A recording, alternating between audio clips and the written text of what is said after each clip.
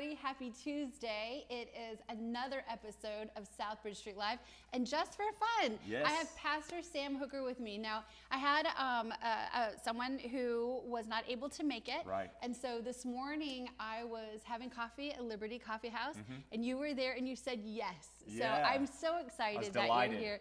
Oh, thank you Thank you very, for asking. very Very much. honored. Yes. Oh, me We're big too. fans. Oh, thank you. Oh, behave. So right away, one of the conversation that we were having was about a meme that I saw. You are the pastor of C3 Victory Church. Absolutely. And you're also a coach, a CrossFit coach. Yeah, I love it. So that's exciting. Yes. So what he and I were talking about was a meme that I saw of it's just a photograph of all of these cars they're just jam-packed in this parking lot, and then a car that was turned over sideways that just happened to fit in between two cars. Obviously, it was an accident of some sort. I'm hoping that everybody was okay. But the meme itself said, Easter Sunday at church. Yeah, that's absolutely true. So you and I decided that we would maybe talk a little bit about after Easter. Right. But before we get to that, I would love to know more about you. Awesome. So kind of talk to me about on the day you were born. I'm just teasing. So what is it about becoming a pastor, and how do you move into that? What goes on in your life? Man, I tell you what, it is a series of events. Oh, great. And for me, it was a whole journey.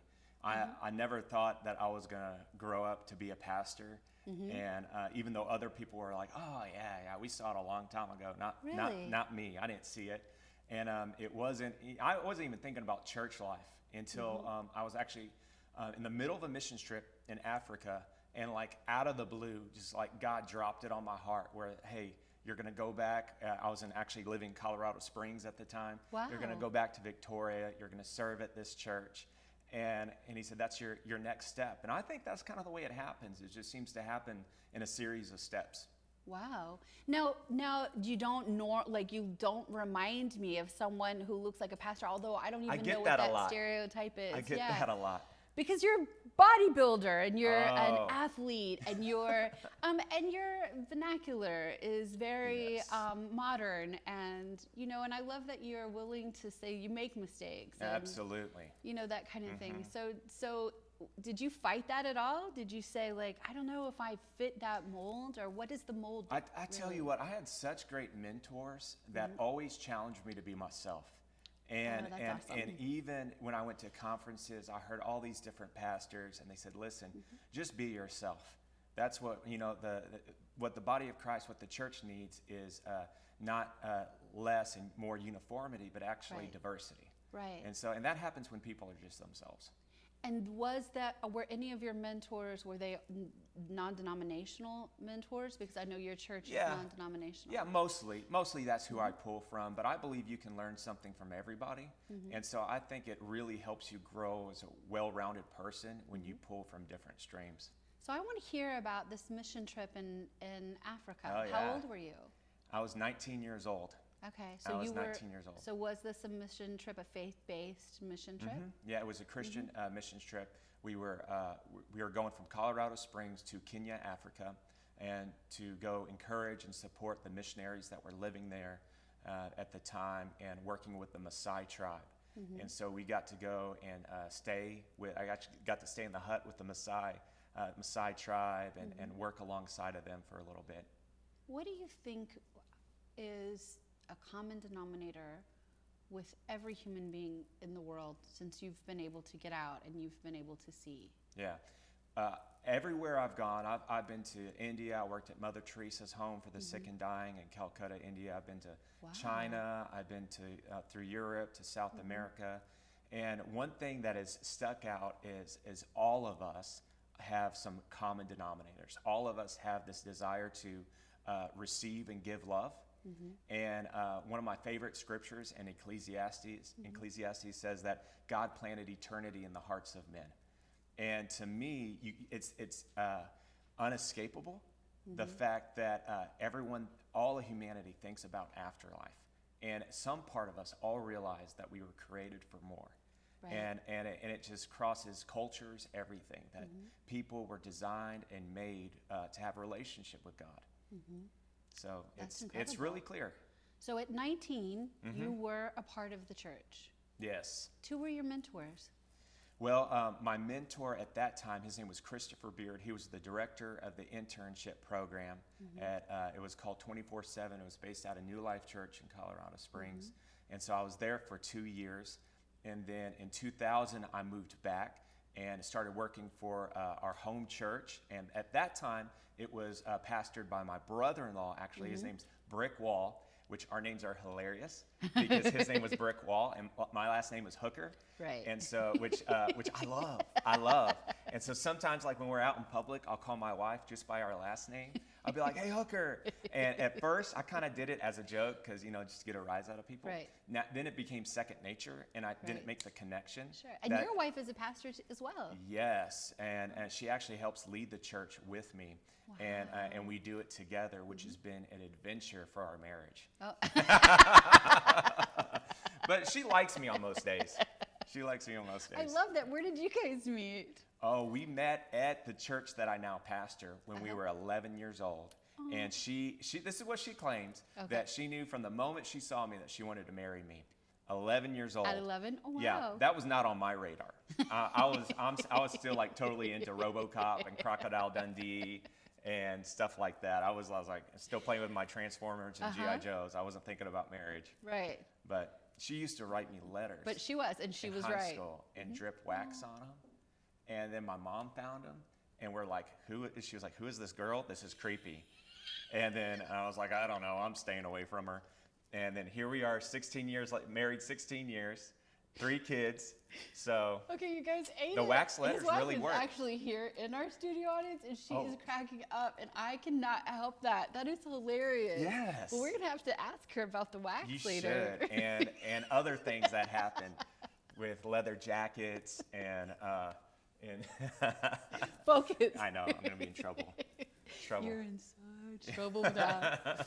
But this journey together, you know what I'm saying? Like, how Yes. incredible is this? Yeah. But it doesn't mean, right, that that your marriage isn't fallible, and that you guys are not making mistakes, and that the struggle is real. Absolutely. So we go to marriage counseling, and we go there because we want our marriage to get better and better. Right. And we realize that life in whatever you do, it doesn't even have to be ministry, that it can either bring you together or drive you apart.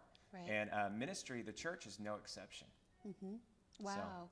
So tell me about C3. Is it independent, or is C3? C3, so we're not part of a denomination, but we Right. are part of a large family.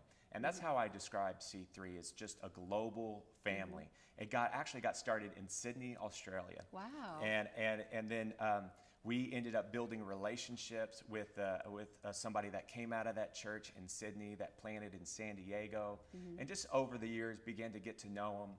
And then there came a time where we were at a C3 conference called Empower, and we said, "Man, this is us. This is us, and let's dive in. Let's go. We're not wishy-washy. 1 foot in the water, 1 foot out of the water. Right. And so let's go all in." Wow. And how is that? So you are a Victoria native. Yes. Okay, I was so born in Port Lavaca. And born in Port Lavaca. You know that I was born in Port Lavaca too? All great people are. That's what I like to say. I love that. Yeah. I love that. Yes. Oh, that's so cool. Okay, Yeah. so you're a Victoria native. So you go out. You're coming back in with C3, like in your heart. You're ready, both feet in. And then kind of tell me, what year is this, and how has your church grown, and how will it continue to grow? Okay, so when my wife and I kind of took on leadership at the church, Right. it was in 2009, December of 2009. And Brick Wall was the pastor? Yeah, and Okay, it just had a different flavor, because with every church leader, it has its own Sure, flavor. absolutely. And so it took us a while. We had about 35, 40 people attending, and so it kind of took us a while to figure out, who are we? Who are we? And so we did a few years of doing that, and then we kind of came to the very basic core belief of we don't really want a church of just church people. Right. But we want to reach out to people that are disconnected from Jesus and help them get connected. And so from every walk of life. And so we tell people, listen, our Sunday services are open to everybody. Right. And from any background, any belief. We want you there because we believe that Jesus died for everybody and everybody's made to have a relationship with him. And so that became our core belief. To what drives our mission now is to know Jesus and to make Jesus known. And so that's what we're all about. And so a few years in, that's when I got another mentor that he pastors a church called Connect up in near Boston, Massachusetts, so way on the other side. Right. And he just began to mentor us and began to give us advice. And so from there, we just started steadily growing. And now we went from a church of 35, 40 people to, you know, this past weekend, which was a big Easter weekend, had like over 500 people. Wow. And so that's just kind of the progression. And like getting called into the ministry, it just kind of happened in a series of steps. So this is a good segue into, so what happens after Easter? Because that's the conversation, which is, you know, so you're packed at Christmas and you're packed at Easter. So that was it. Was sort of what do you want to say about after Easter? After Easter, from the heart of a pastor, is wanting to see people step into a spiritual family. So we want to help take people from an attendance mindset to a family mindset. And so we think about after Easter is we want to help people that maybe be tempted to think, oh, well, you know, I did my religious duties, I did my church duties, and now, you know, back to my life, to realize, no, wait a second, there's a place for you here. There's people that would love to see you again. There's people that would love to get to know who you are and realize that the church is more than just a religious institution, but it's a spiritual family that you can become a part of. Wow. And so that becomes our big mission, is Right. how do we help people realize we want you here? Absolutely. What are some things that you feel like most people who struggle with faith? What is some advice that you would give to someone who is struggling? Okay, I would say everybody struggles with faith. Do you struggle with faith? Absolutely. Why? Because faith works in the realm of what's unseen. If you can see it, it's not faith. Right. And so all of us have a place where we're like, well, I'm not sure how this is going to work out. And what does this mean? And, you know, while I'm secure in my relationship with Jesus, there's other places that I get really stretched. And, you know, we're in the middle of a renovation right now, and that was a huge step of faith for me. Do we spend the money? Do we step out in this? You know, Is this for a home renovation? No, this is for the church. The church renovation, I yes. see. Which man, I pulled a really bonehead move, and I didn't even think about Easter when we started this whole thing. And so we weren't even done, and I was like, oh, a better planner would have figured that out, but here we are. Here we are. Well, the reason why I ask you about the restoration, so I can even understand completely about what it's like to, you know, working on a restoration for the church, is they always say a marriage, a solid marriage is, can the marriage overcome the restoration? Yes. Like that's a huge big deal. Yes. You know that your relationship, your marriage is solid if you can restore a home and it's still intact. I think the test for a church family is also the same. Hey, can we like each other at the end of this? You know, and so I think our family's done really well. I'm very proud of them. Very proud of our teams. They just went all out. So tell me about, what does C3 mean? Well, C3 means Christian City Church. Okay. And that was the name of the church that got birthed in Sydney, Australia, from Pastor Phil and Chris Pringle. And about Fourth Man? Fourth Man, this is our men's group. Yes. And so we just kind of launched into, because our women's ministry's been killing it. It's called She, and they've been, you know, and so some of the guys got together and said, listen, you know, we need something for the bros. Yeah. And so we started Fourth Man Ministry, and Fourth Man talks about Shadrach, Meshach, and Abednego, how they were in the fiery furnace, but a fourth man showed up and he changed everything. And how we believe that when Jesus shows up in your life, he changes everything, but you also need a group of guys, you also need a community around you that's willing to stand with you in the fire. Oh, wow, that's incredible. Absolutely.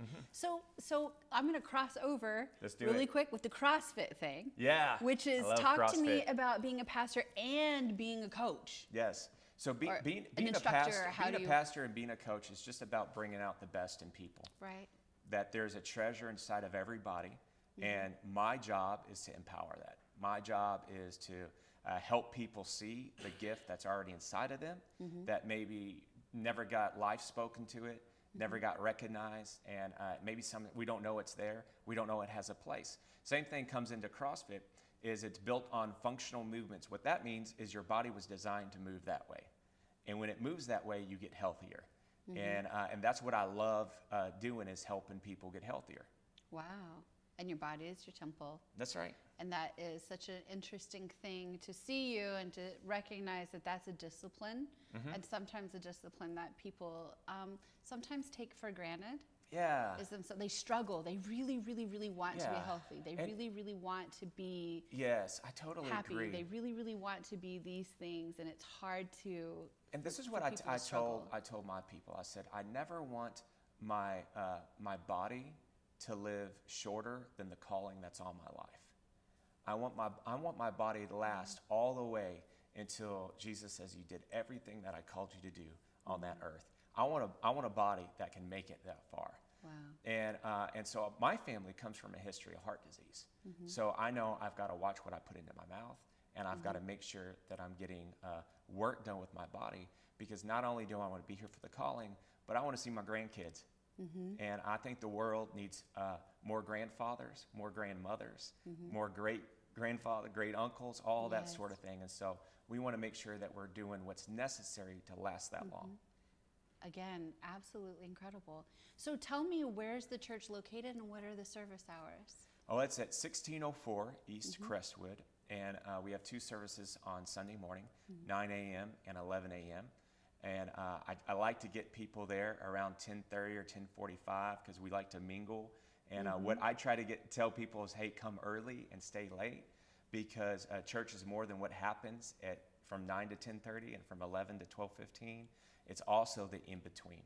And so let's get to know each other. I want to hear a little bit about you, and just build those relationships with people. Wow. And so where would people find more information? A website or a Facebook I think our page? website is really Yes. the best place. Tell me the And web so address. It's www.c3victory.com.